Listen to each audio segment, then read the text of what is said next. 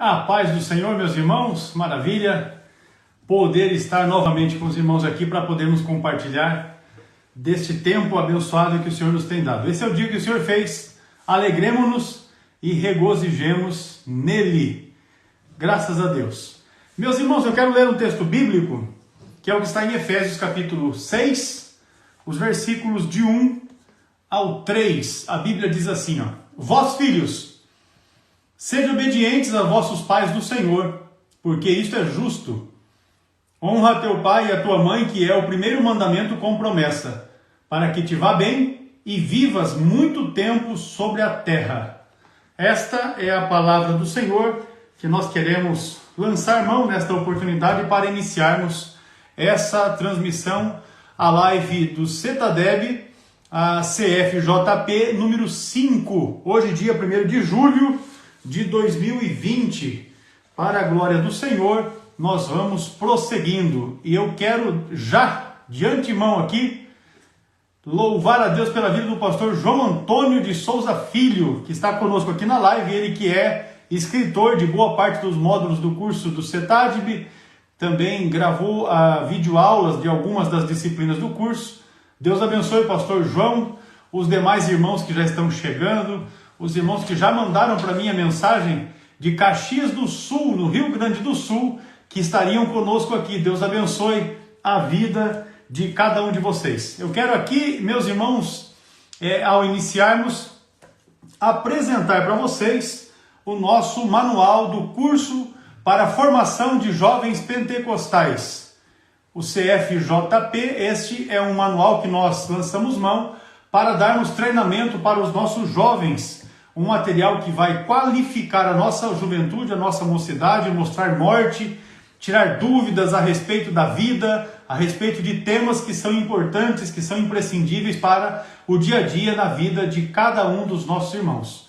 Vocês podem acessar o nosso site, www.cetadb.com.br, e ao escolher a opção cursos, vocês também façam a opção pelos cursos ministeriais, e ali vão aparecer as opções para o curso de CFJP, o curso para a formação de jovens pentecostais, o curso CFO, que é o curso para a formação de obreiros, inclusive de autoria do pastor João Antônio, que está conosco aí, também o curso de capelania evangélica, que é um material produzido pelo pastor Douglas Batista, Douglas de Almeida Batista, que é presidente do Conselho de Educação da CGADB e também presidente da OSEB, a Ordem dos Capelães Evangélicos do Brasil. Ele que elaborou o livro que nós utilizamos para o curso de capelania, que é ministrado aqui pelo CETADB. E também o curso de discipulado cristão, que é um material para discipulado de novos convertidos, é um material que também foi escrito pelo pastor João Antônio. Lembrando que o material do curso de CFJP, esse aqui, é um material que foi escrito pelo pastor Ciro Sanches Zibordi. Então você pode formar um núcleo de qualquer um dos nossos cursos ministeriais a partir de 6 alunos.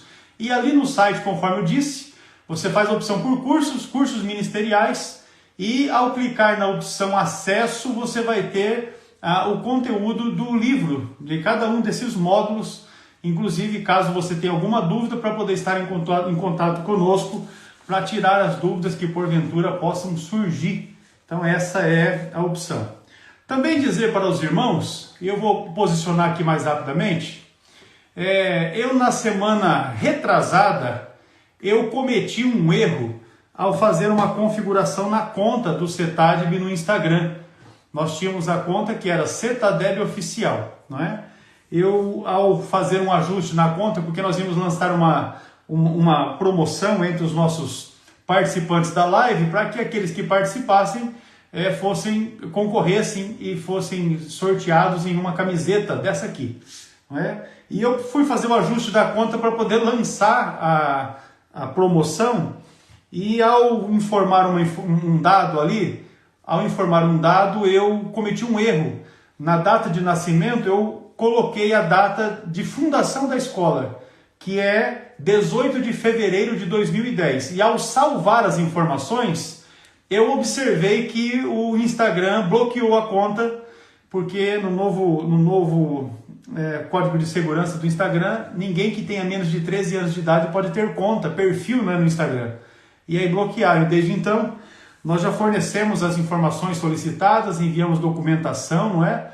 Para que pudéssemos recuperar o acesso à conta, porém não deu ainda a liberação do acesso. Então hoje nós criamos esta conta, esse perfil que está na tela aí, no Instagram, Oficial Cetadeb. E eu vou pedir a todos os nossos irmãos que compartilhem, me ajudem nessa questão de compartilhar. Nós colocamos já neste mesmo perfil aí, Oficial Cetadeb, a divulgação. E eu vou pedir para que todos nos ajudem nessa divulgação, porque a live que vamos fazer já no domingo não será no meu perfil pessoal, será no perfil da escola, esse que está na tela, o Oficial Cetadeb. Então me ajudem nessa divulgação. Nós estávamos com quase 4.000 inscritos no perfil anterior, e aí muitos dos irmãos acabaram dispersando, e aí nós não conseguimos de momento recuperar. Não sei se vamos conseguir, mas para antecipar, nós vamos fazer o trabalho já no próximo domingo, nesse perfil que está na tela aí, que é o novo perfil do Cetadeb no Instagram, Oficial Cetadeb, para a glória de Deus. Então, me ajudem compartilhando. Eu vou trazer já o pastor Cílio Zibordi aqui para estar conosco, para que nós possamos dar início às perguntas. E dizer aos irmãos que vocês podem aproveitar esse tempo e compartilharem o convite dessa live com os seus contatos, para que a gente possa alcançar o maior número possível aí de irmãos. E também, se você... Rapaz, clicaram no coração ali com coragem agora, viu, pastor Ciro? Pai do Senhor, como é que está? Tudo bem? Paz do Senhor, tudo bem. Rapaz, eu...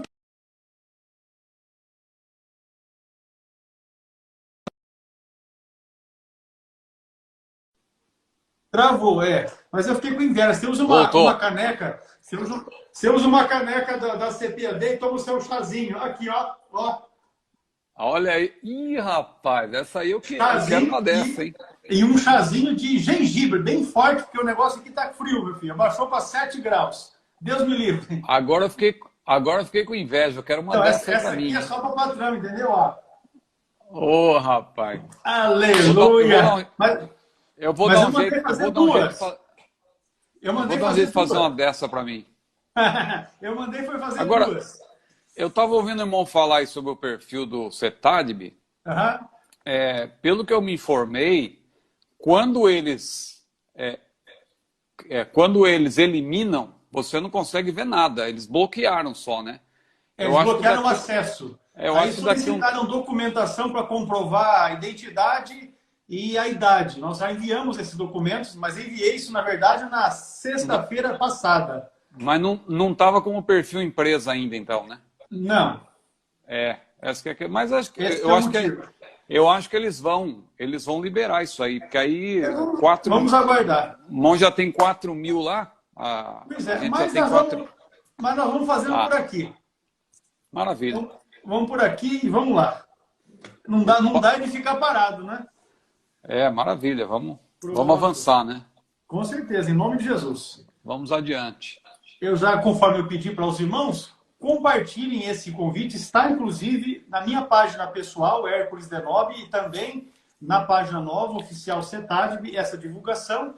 E aí eu vou pedir para que os irmãos me ajudem no compartilhamento, na divulgação, tanto no seu perfil de Instagram, quanto nas suas outras redes sociais, também nos grupos de WhatsApp, para que a gente possa alcançar aqueles que, porventura, ainda não tomaram conhecimento, não é? Porque quando você acessa o perfil antigo, ainda está lá. E alguém acha que ainda é o que nós estamos usando, e infelizmente não está sendo possível. Mas vamos aqui retomando. Pastor, nós temos aqui várias perguntas e vamos ver o que nós vamos conseguir fazer hoje. Amém, vamos. O Luciano de Cristo, ele já perguntou, ficou da live passada, nós não tivemos tempo. É verdade que o homem é atraído pelo que vê e a mulher pelo que ouve? Ele usa aí o verbo atrair, né? Mas, na verdade, quando a gente estuda com base na psicologia e tal, e também à luz da Bíblia, o homem não só é atraído pelo olhar, mas ele é também, principalmente, estimulado sexualmente, né? Claro, isso prioritariamente. Não quer dizer que o homem seja estimulado só pela visão e a mulher só pelo que ouve. É que são características diferentes. Deus fez homens e mulheres, de maneira diferente. De maneira que o homem ele acaba sendo atraído e também estimulado, ele se excita, usando um verbo assim mais claro, né, pelo que ele vê. Muito mais do que a mulher. Não que a mulher também não, mas o homem principalmente. É por isso que na Bíblia, muitas mulheres até estranham, né? Muitas mulheres falam, Paulo era machista.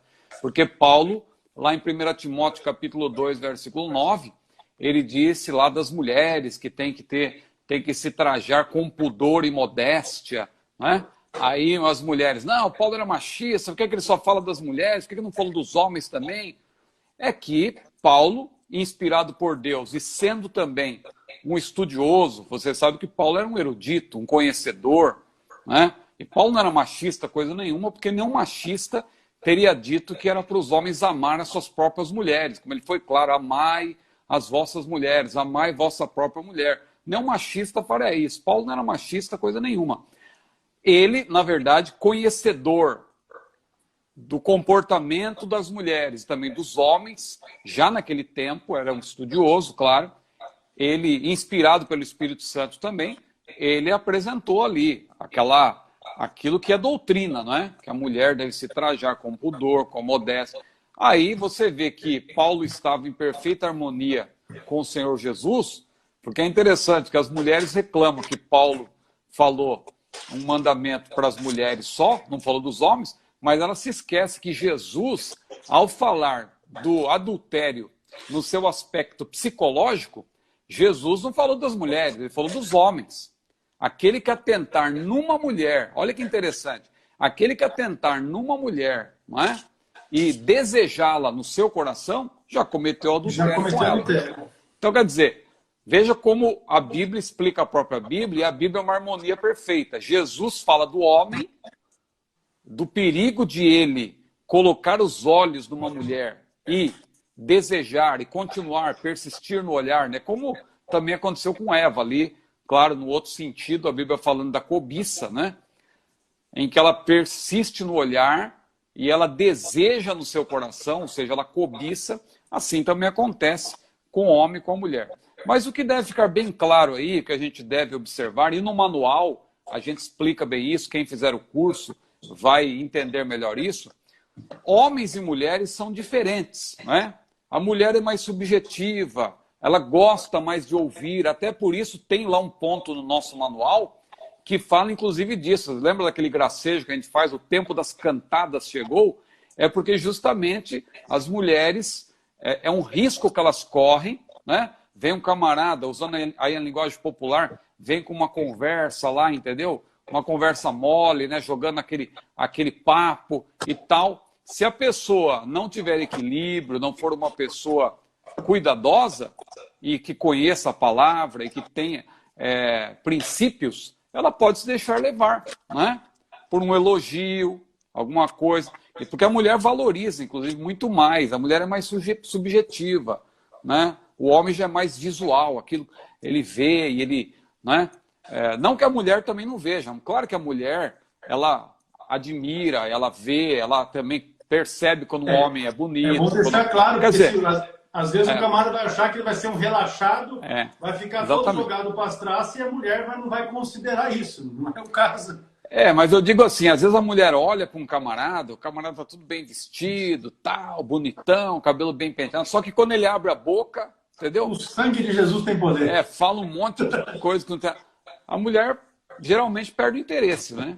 Então é essa a questão. Mas respondendo aí objetivamente ao nosso irmão, que é de Cristo duas vezes, né? Nosso querido irmão Luciano, é verdade sim, viu? É verdade.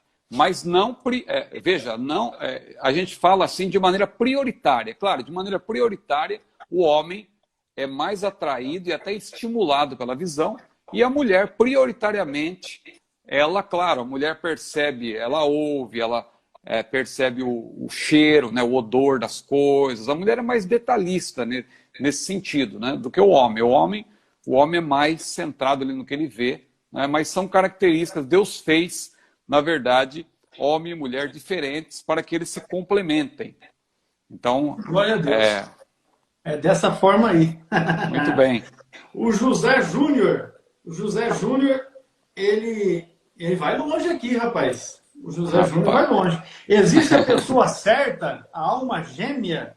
Quem escolhe é Deus ou é o jovem? Tem base bíblica para isso?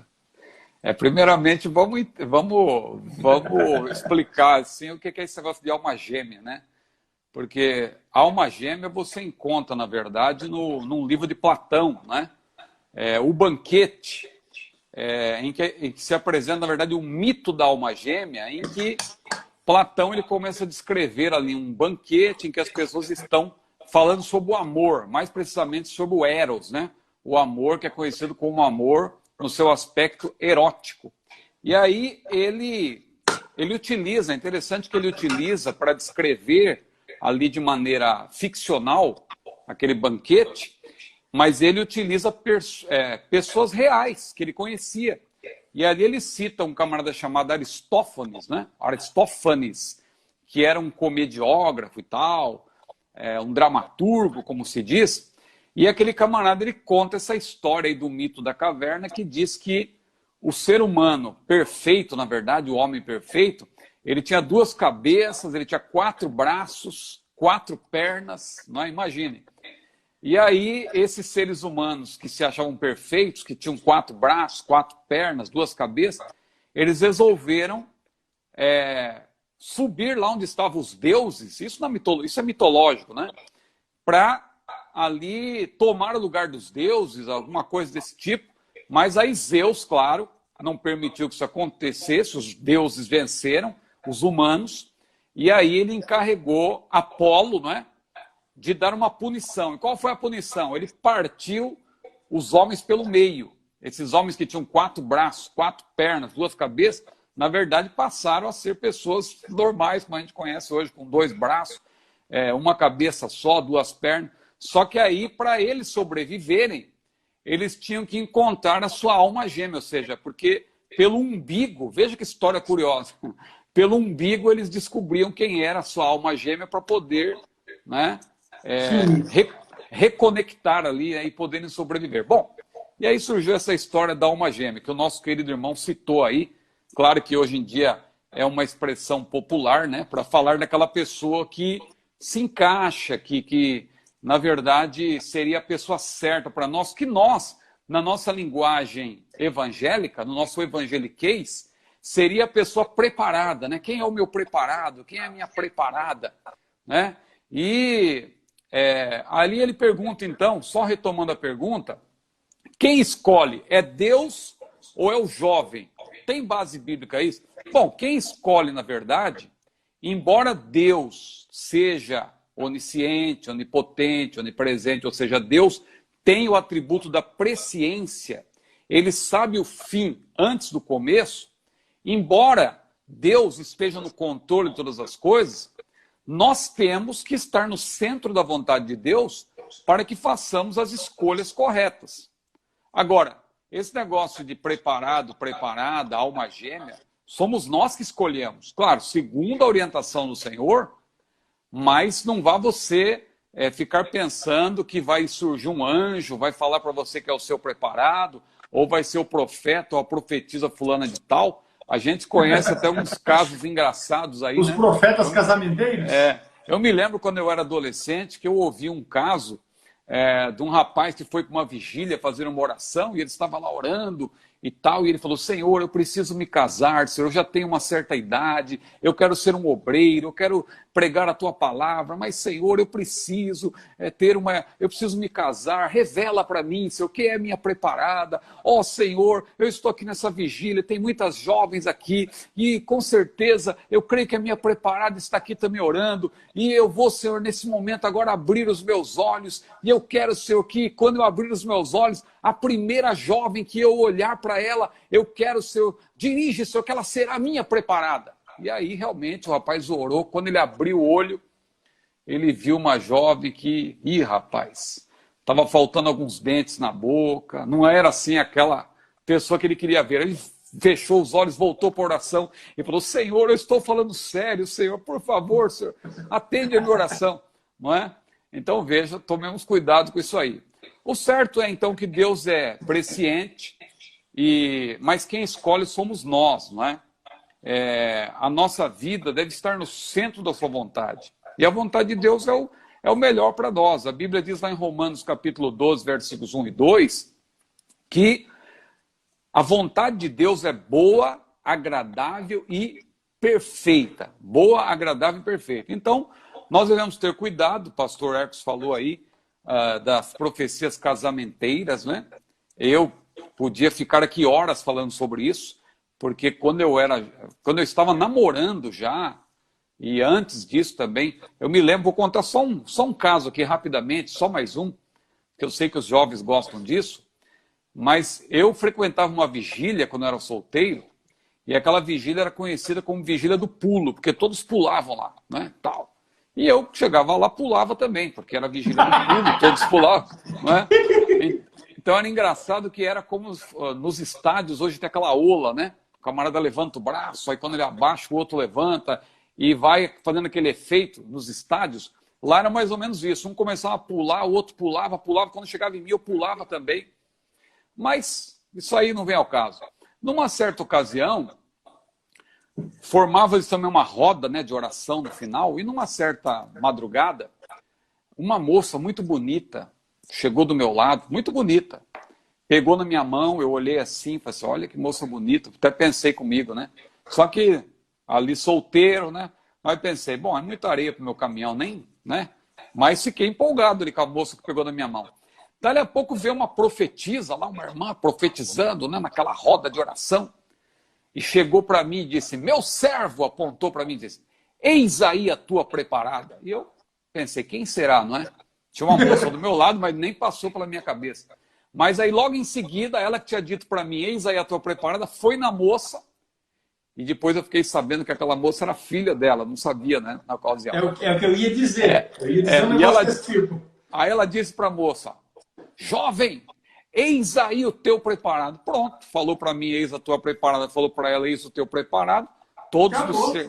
Todos me cercaram ali no fim da vigília. Tá vendo, irmão Ciro, aquela moça e tal. Falei, não, vamos orar a Deus, vamos orar. Eu já estava naquela época, eu já frequentava escola dominical, já frequentava culto de doutrina. Eu disse, realmente é uma moça muito bonita, olha, estou empolgado, mas vamos orar, vamos esperar em Deus. Eu sei que eu fui para casa orar, meu coração se fechou. Saiu de uma coisa, pastor Arcos, nunca mais eu voltei naquela vigília. E sabe o que aconteceu? Aquela mesma profecia também foi dito para outro.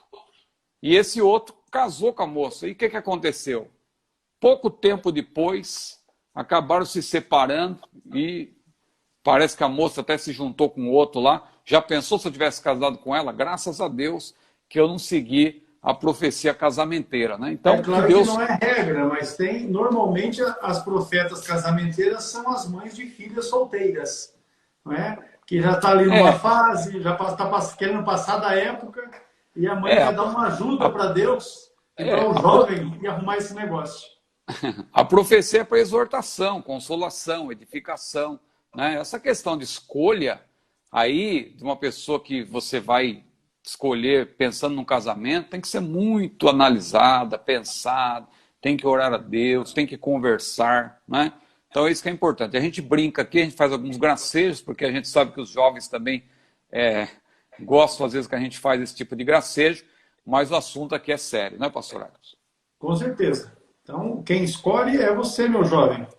Às vezes o José Júnior está perguntando isso aí porque ele está na dúvida, não é? Então você ora, pede sabedoria a Deus e vai à caça, como diz alguém, né? Amém. Vai atrás. Luquinha Ferreira. Pastor, quais são os erros intoleráveis da namorada ou da noiva que poderá levar um casamento ao colapso, à ruína? Dê algumas dicas. Rapaz, pergunta... Isso aqui é para umas 2 lives só para responder essa pergunta. Agora, a primeira dica aí, meu querido Luquinhas, é você fazer o curso do CFJP, né? ler o manual, né? Esse Né, aqui, ó. professor? É isso aí, ó. Aqui, ó. Fazer o curso. Ah, mas como que eu vou fazer? Pelo menos 6 jovens. Isso aí é fácil para você, né? Você aí reúne aí um grupo aí, não precisa todos. Todos têm que ter o manual? É todos, né? Todos Assim, têm, cada um tem o porque seu, todos têm o reúne seu. com o pastor, reúne com o líder Verdade. jovem, ou com É, um irmão da igreja que tenha mais maturidade, porque o que a gente deseja com o curso sim. de formação de jovens é que, além do conteúdo do curso, seja compartilhada experiência de vida. Por exemplo, essa pergunta que o Luquinha está fazendo, certamente um irmão da igreja que tem uma vivência, que já tem uma maturidade, que já está há alguns anos dentro de um casamento e que já até tenha filhos, ele certamente poderia auxiliar os jovens, porque essa pergunta feita por esse irmão, certamente é a dúvida de outros também, que já inclusive podem estar dentro de um relacionamento e não estão sendo tão felizes como gostaria de ser, né? Então essa é uma das situações aí que nós inclusive abordamos também no nosso curso para a formação de jovens pentecostais. Muito bem. Então a primeira dica é essa. Faça o curso, estude o manual.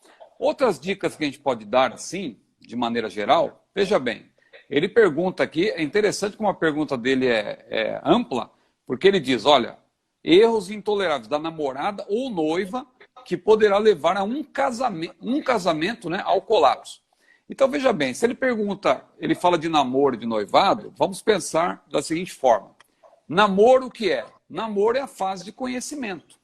Quando você fala de namoro, é aquela fase em que o rapaz e a moça conversam, dialogam, procuram se conhecer, conhecer um ao outro, conhecer nesse sentido, saber qual na verdade, as intenções da pessoa, o que ela tem, né, de objetivos na vida e tal, etc. Ou seja, a fase de conhecimento. Então, uma dica importante é essa. Você conhecer a pessoa, porque não se esforçar para conhecer o futuro cônjuge é um erro, né?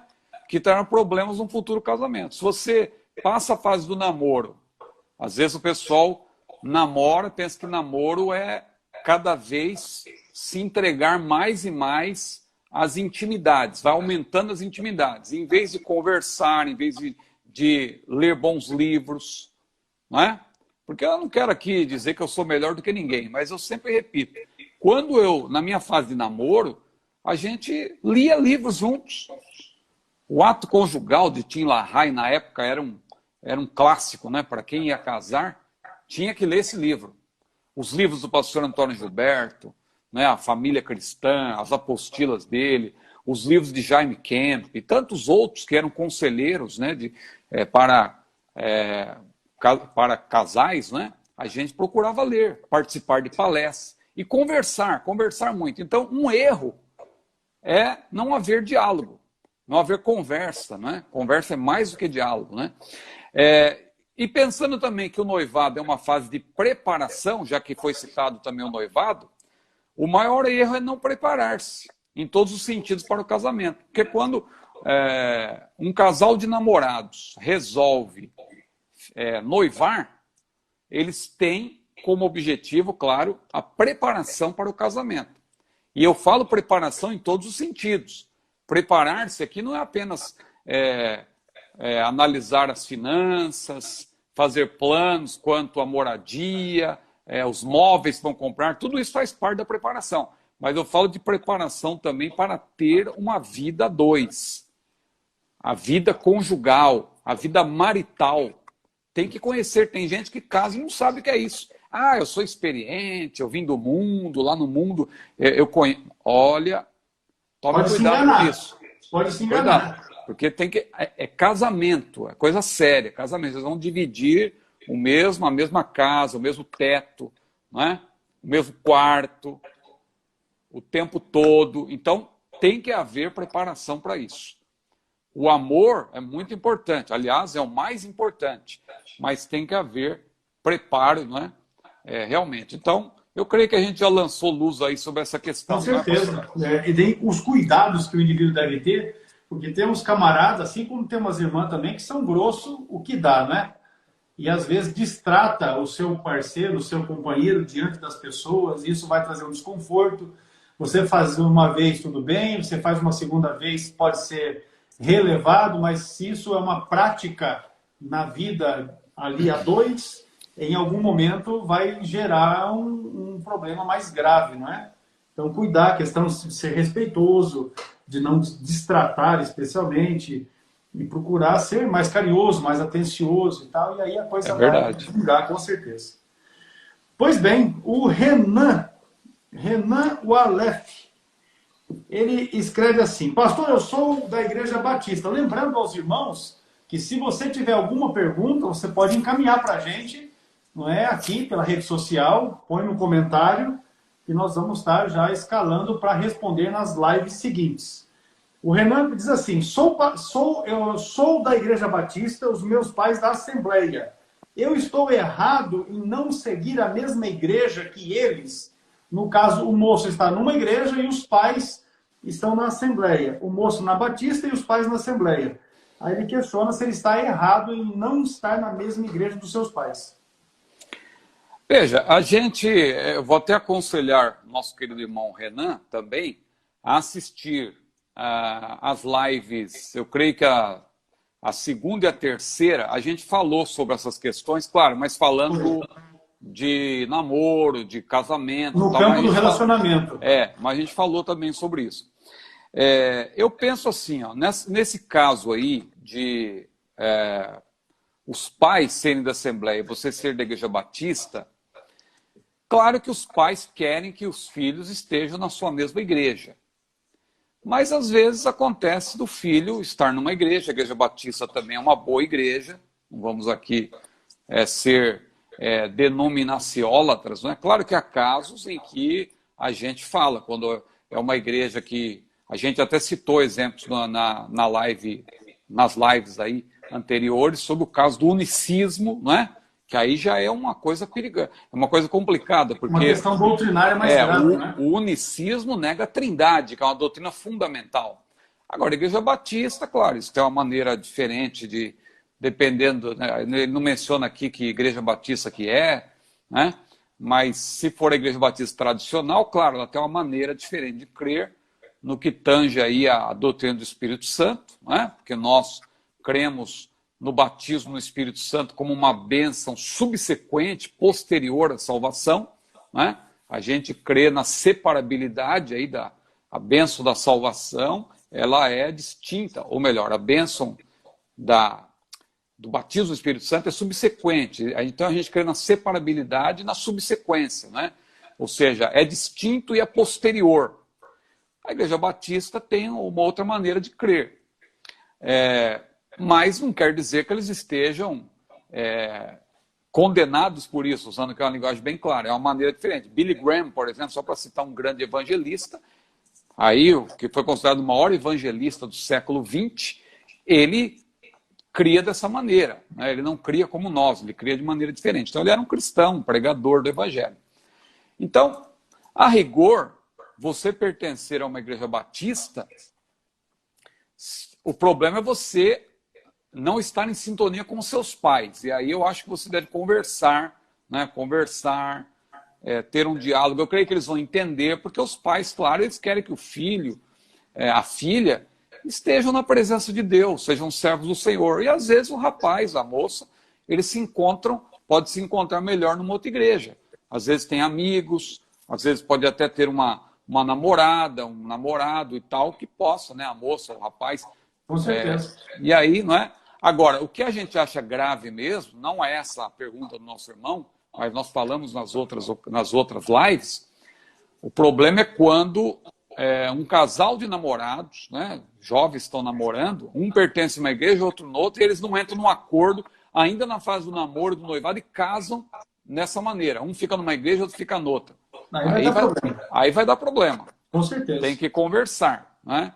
Então, tudo isso aí você tem que entender. Agora, você, como um jovem, pertencer à Igreja Batista, claro que os seus pais, eu, por exemplo, eu quero que minha filha esteja na mesma igreja que eu, né? Os pais querem isso, os pais desejam isso. Mas eu acho que os pais vão compreender, se você der bom testemunho, se você for um crente de verdade, mesmo sendo de outra igreja, de outra denominação, co-irmã, eles vão entender. Porque você está dando exemplo, você tem o exemplo de uma vida dedicada a Deus e tal, né? Então, claro que eles vão ficar contentes, embora você não esteja na mesma igreja deles, na mesma denominação, mas você é um servo de Deus, né? Agora, o problema é você não estar na mesma igreja deles, estar numa igreja que não tem nada que ver, que não tem a mesma, que segue uma doutrina totalmente distorcida em relação à palavra de Deus. Aí, outro caso. Então, é tudo isso que precisa ser analisado, né? Mas a Igreja Batista, repetimos, é uma boa igreja. Claro que eu, até hoje, agora vai o meu lado aqui, bairrista, digamos assim, né? Eu até hoje estou na Assembleia de Deus porque eu não encontrei nenhuma igreja melhor. Para mim, a Assembleia de Deus é a melhor denominação. Mas eu respeito quem pensa diferente e também não tenho nada contra quem pertence a outra denominação, não é? Amém. Eu talvez acrescentaria aqui para o Renan, na resposta, uma pergunta, que seria assim: por que motivo você não está com os seus pais na Assembleia de Deus? Porque às vezes é um motivo fútil, é um motivo banal, é algo que não deveria acontecer e por uma bobagem é que está havendo essa questão. Então eu responderia com essa pergunta para o Renan: se o motivo pelo qual ele não está com os pais dele na Assembleia é um motivo que nós podemos considerar como um motivo justo. Não é? Aí ele vai avaliar isso com os pais e certamente chegarão em um consenso. O Alan Martins, ele subiu o nível do negócio aqui, rapaz, esquentou. E quando o irmão fica se intrometendo na vida da irmã, já casada, o que fazer diante dessa situação? Já que o irmão falou aí de responder com pergunta, eu também faria uma pergunta aqui nesse caso, né? Por que a pessoa tem que permitir isso, né? Porque, veja bem, são adultos. A moça, né?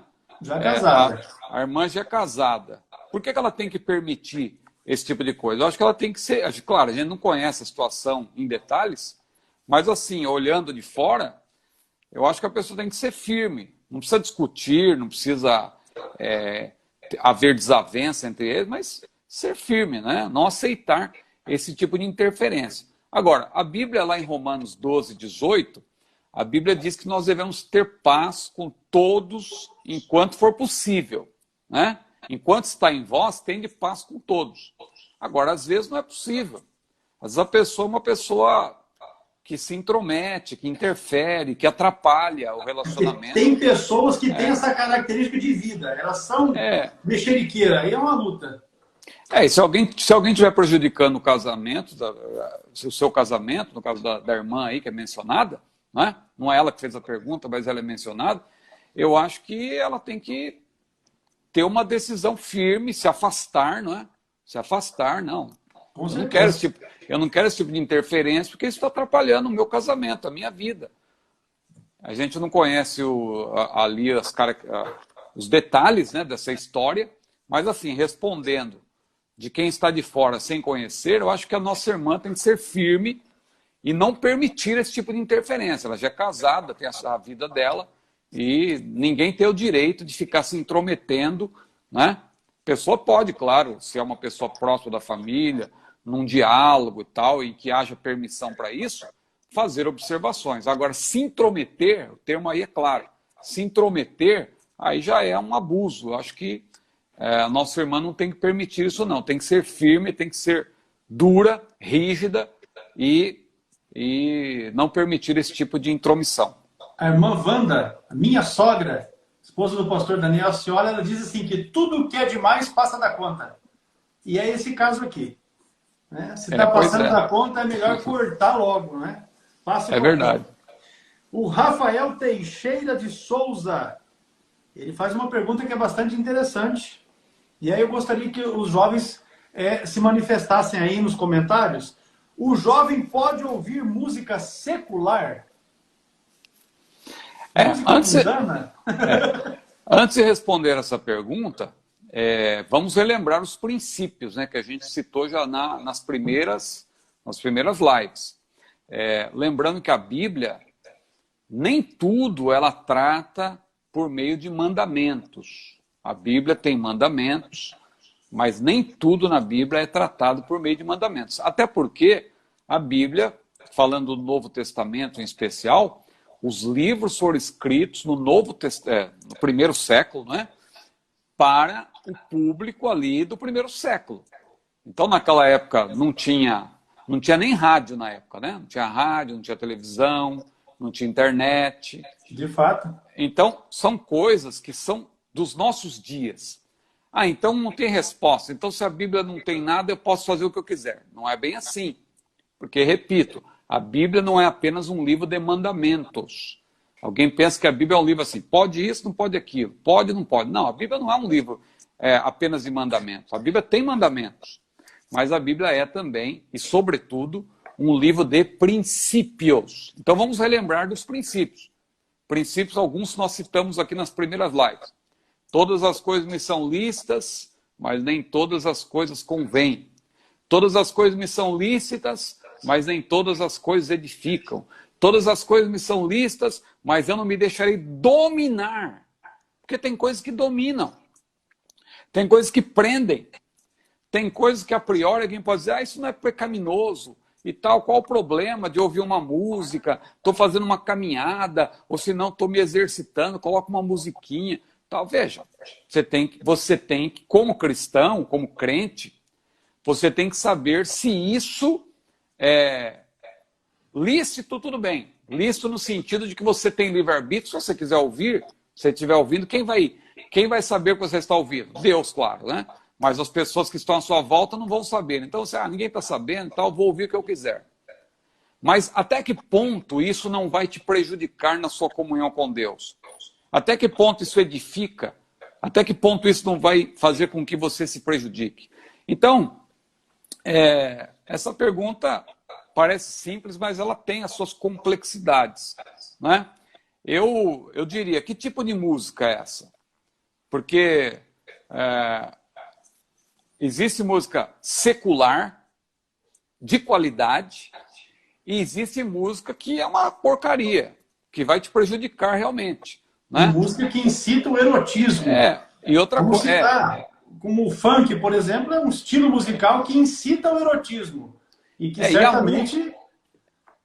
E é importante observar que a música em si, sem considerar a letra, ela já exerce um tipo de influência sobre a pessoa. Porque alguém pensa também que a letra cristã, né, ela santifica um estilo. O irmão citou aí o funk, por exemplo. Né, porque alguém diz aí, alguém por falta de conhecimento diz, não, a música é de Deus, Deus criou a música, o diabo se apropriou da música, a gente tem que tomar de volta o que o diabo nos roubou. A música é de Deus. Agora preste bem atenção, Deus criou a música, isso é verdade, Deus criou a música. A Bíblia menciona os anjos, tal, louvando a Deus. Deus criou a música. Antes da música começar a ser executada na terra, ela já existia no céu. Deus criou a música. Agora, não é porque Deus criou a música que Deus também é o criador de todos os estilos musicais. Não é? Porque o ser humano é um ser criativo, o diabo também é criativo. Vá você pensar agora que todos os estilos musicais foi Deus que criou? Será que foi Deus que criou o funk? Ah, não, mas é música, é música, é música, é música. Não, nada disso. Aí é muito simplismo. Por quê? Vamos dar o exemplo aqui que eu gosto de citar, o exemplo do alfabeto. O alfabeto tem as suas letras. A, B, C, D, E, até Z. Você que é crente, você que é um salvo, você que é uma salva, você usa esse alfabeto, vamos dizer que você vai escrever um artigo, um texto, né? Então você escreve lá um texto para evangelizar alguém, ou um artigo para você enviar lá para o Mensageiro da Paz, e você fala de Jesus, Jesus é maravilhoso, você fala do Espírito Santo, que bênção servir a Deus, e maravilha. Você está usando o alfabeto. Agora, um satanista, uma pessoa que adora o diabo, ela usa o mesmo alfabeto para fazer o quê? Escrever letras, textos que são textos em louvor ao diabo, o mesmo alfabeto. Com a música acontece a mesma coisa. A música como arte, ciência, claro, ela teve origem em Deus, ela tem origem em Deus, mas o diabo como um ser criativo e os seres humanos também como seres criativos, eles podem usar as mesmas notas musicais para compor um tipo de música que, como o pastor Hércules disse, serve para propósitos eróticos, como é o caso do funk, né? Que é usado até para insinuação e também para simulação de orgia sexual e etc. Então, veja bem, esse tipo de coisa, veja que a gente está ampliando aqui a questão, mas para deixar claro que a pergunta não é tão simples, a pergunta não exige uma resposta tão simples, porque uma coisa é poder, outra coisa é dever. Como aquela pergunta que aquele exemplo que nós citamos, né, do rapaz que chegou para o pastor e disse: pastor, eu posso beber? O pastor, brincando, disse: pode. O rapaz arregalou o olho, aí o pastor disse: mas a pergunta que você fez como cristão não está correta. O cristão que se preza não pergunta se pode. O cristão que se preza, ele pergunta se deve. Eu devo fazer? Poder no sentido de ter livre-arbítrio, a pessoa pode.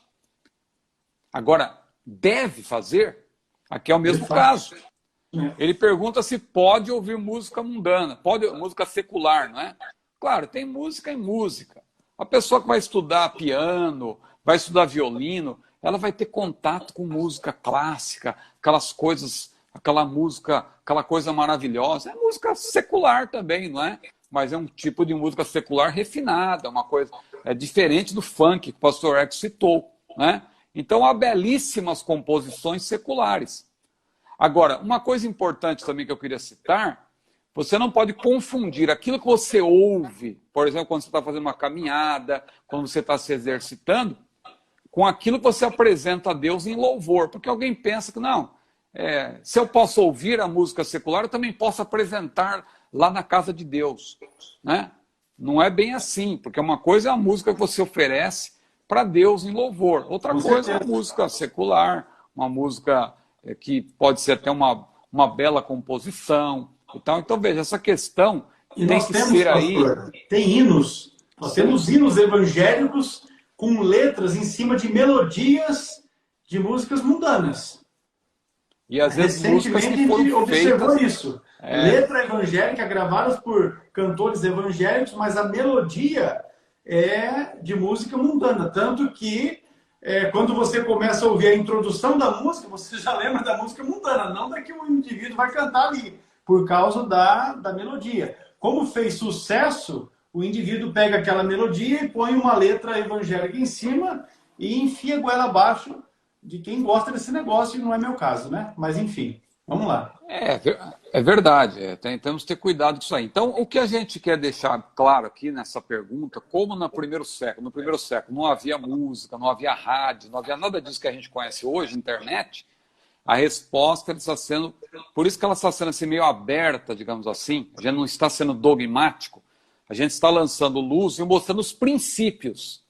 Porque o crente que se preza, ele conhece os princípios. Por exemplo, desculpa eu abrir aqui, pastor Ex, eu sei que as horas passam depressa. Não, pode seguir. Mas a questão do cigarro, por exemplo. Tem na Bíblia um versículo dizendo não fumarás? Não tem. Alguém vai dizer, não tem não fumarás, mas tem aquele versículo que diz assim, os viciados não herdarão. Também não tem. Procure para ver se você acha. Não existe esse versículo na Bíblia. Claro que a Bíblia fala do vício.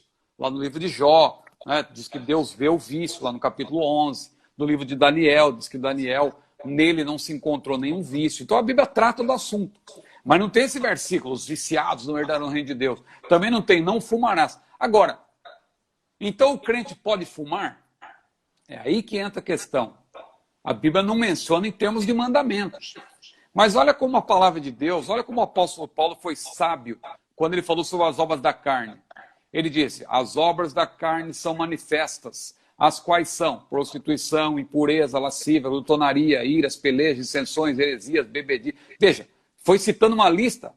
E ele disse bebedices, etc. Depois disse, e coisas semelhantes a estas, acerca das quais eu vos declaro que os que cometem tais coisas não herdarão o reino de Deus. Olha como ele não fechou questão, utilizando a linguagem da política. Ele cita uma lista enorme, mas ele diz, olha, e coisas semelhantes a essa, já prevendo que iriam surgir pecados novos, formas de pecar diferentes. Fumar é um exemplo. O fumo não era conhecido naqueles dias, não tinha sentido Paulo falar do tabaco, não é? Os livros aí de história, alguns livros dizem que o tabaco, inclusive, ele foi exportado do Brasil para a Europa, né? Inclusive, teve um embaixador da França que estava em Portugal, que foi a pessoa que ali disseminou o tabaco pela Europa. O nome dele era Nicot, né? Escreve Nicote, com T mudo, e daí vem a palavra nicotina, né? Nicot.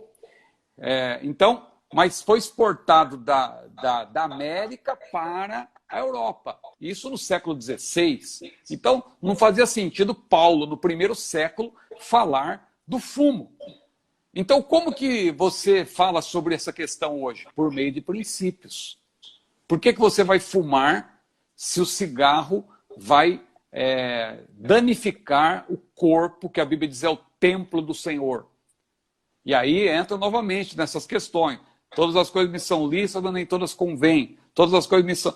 mas tem pregadores no passado, lá no século tal, que fumavam, até capa de livro com o camarada com cachimbo, com charuto. Bom, isso é problema dele. Se ele fumou na época dele e teve problema, é com ele.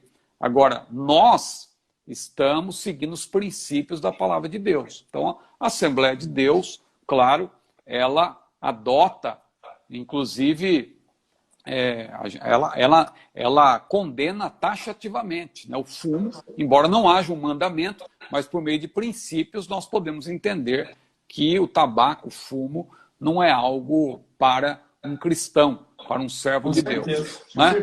Mas eu acabei abrindo aqui um parênteses, acho que eu abri um colchete também, deixa eu fechar aqui tudo, e devolver para o irmão aí que a pergunta era sobre música. Né? É importante essas colocações, até para que eu já observei ali nos comentários que já surgiram outras perguntas relacionadas ao tema, que certamente nós vamos ter condições de ampliar isso aí no domingo, para os nossos irmãos, para os alunos, seguidores, enfim. O Jairo Souza, ele pergunta assim, se os meus pais não são crentes, devo obediência irrestrita a eles? Bom, primeiro vou pedir para o irmão Jairo assistir a live anterior, que a gente falou sobre isso. A número 4. Que a gente falou sobre honrar os pais e tal, e que não é necessariamente honrar os pais você seguir cegamente tudo aquilo que eles estabelecem. Porque Jesus, quem deu a resposta a isso foi Jesus. Vamos ler novamente. Vou pedir por gentileza, pastor Hermes, a sua ajuda aí nesse sentido. Mateus capítulo 10, versículo 37. A resposta a essa questão foi dada pelo nosso Senhor Jesus. Mateus 10, 37. Quem ama o pai ou a mãe mais do que a mim não é digno de mim. E quem ama o filho ou a filha mais do que a mim não é digno de mim. Então, aí Jesus mostra quais são as prioridades. A Bíblia explica a própria Bíblia. Não é que um mandamento anula o outro, eles se complementam. Então, lá em Efésios 6, a Bíblia é clara: honra teu pai e a tua mãe, para que se prolongue os teus dias na face da terra. Agora, honrar o pai e a mãe não é que você vai obedecê-los cegamente, mesmo contra Deus. Porque o texto aqui, o texto de Efésios que você citou, ele diz assim, vós filhos, sede obedientes a vossos pais no Senhor. Aí, enquanto os pais estiverem no Senhor, aí sim. Agora, se eles não estiverem no Senhor, aí não. Viu como a Bíblia não nos deixa sem resposta? Então aí está, é no Senhor. Né? No Senhor. Porque a gente tem o exemplo do rei Asa, né? Que a gente citou também em outra live. Ele exonerou, ele depôs a sua própria mãe, porque ela era idólatra. Isso está na live número 4. Exatamente. Então há casos em que nós precisamos agir de uma maneira que, lamentavelmente, não está de acordo com a vontade dos nossos pais, se eles, no caso eles não serem crentes, mas não quer dizer que você está desonrando. Você vai continuar, claro, honrando, tratando bem, fazendo o possível para agradá-los, mas, claro, na medida do possível. Aquilo que se chocar com a vontade de Deus, é óbvio que você não vai, digamos que seus pais queiram que você seja de uma determinada religião, ou você seja ateu. Meus pais são ateus, eu sou obrigado a ser ateu também, porque eu tenho que honrar meus pais. Não, veja como Isso não... Estou dando um exemplo até colocação exagerado. Mas a colocação é boa. Né? É um exemplo exagerado para você entender. Né? Mas é isso aí. Obediência irrestrita é só Deus. Só Deus, exatamente. E aos pais, se eles estiverem no Senhor. E o exemplo bom citou, é claro, é no Senhor. Né? Com certeza. E vamos lá. É pecado satisfazer-se virtualmente? Como fugir dos enganos e ciladas da internet? Bom, aqui então a gente tem que responder primeiro o que é pecado, né? O que é pecado porque... Vamos fazer um negócio? Deixar para a próxima, né? Porque o assunto vai incumpridar. Essa pergunta é extensa. Essa resposta seria isso. Inclusive, eu não identifiquei aqui o nome do irmão, porque a outra é assim, ó, como superar o vício em pornografia. O moço mandou para o nosso e-mail oração@cetadeb.com.br um pedido de oração para que a gente orasse, intercedesse, porque ele quer se livrar do vício que ele tem em pornografia. Então eu penso que nós poderíamos deixar essas duas questões para a live de número 6, já que essa está sendo a número 5. Essa de número 5 estará disponibilizada amanhã no nosso canal no YouTube, não é? Os nossos irmãos podem procurar o canal no YouTube, Cetadeb Oficial no YouTube, vai estar disponível lá. Mas essas duas questões, acho que pela complexidade, vou deixar para a próxima. Complexidade e tal, acho que a gente pode deixar para o domingo. Muito aí nós vamos ter condições de responder mais de forma abrangente, acrescentando as que os irmãos estão colocando aí. Se você que está nos acompanhando na live quer fazer alguma pergunta, pode colocar nos comentários, porque o Bruno, que é meu genro, ele vai passar essas perguntas para que a gente possa também compartilhar com o pastor Ciro, e aí nós vamos estar respondendo aos irmãos na live que será domingo, a de número 6, domingo que será dia 4, não é? 4 de julho? Se eu não estou enganado, o meu celular está hoje é dia 1º, né? Então é 4 ou 5. Me ajuda aí, gente. Eu creio que é dia 5. 4 ou 5, domingo. Creio que Deus abençoado. Que domingo é dia 5. Então pronto. Dia 5, 11 horas da manhã, nós vamos estar fazendo a live. Eu quero deixar aqui a informação que a live de domingo será no novo canal do Cetadeb no Instagram, oficial Cetadeb. Para isso, obrigado, Paulo, Deus abençoe você, dia 5.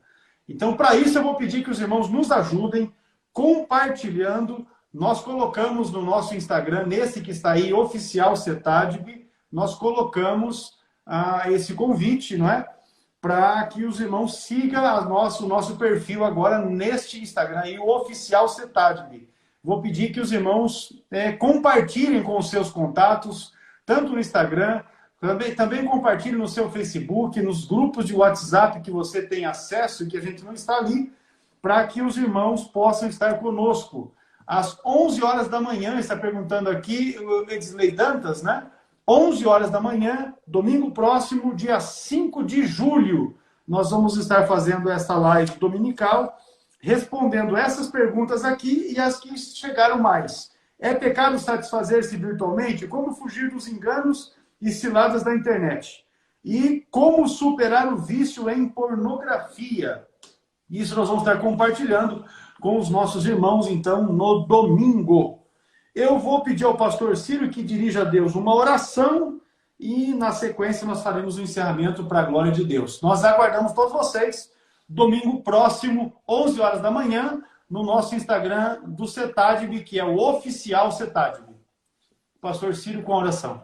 Nosso Deus, nosso Pai, te agradecemos, Senhor, pela oportunidade de mais uma vez estarmos aqui reunidos para meditar na Tua Palavra e também compartilhar essas respostas que cremos têm sido, ó Pai, importantes para aqueles que nos perguntam e para todos que têm participado dessa live. Abençoa o pastor Ex, sua família e todos os nossos alunos e seguidores.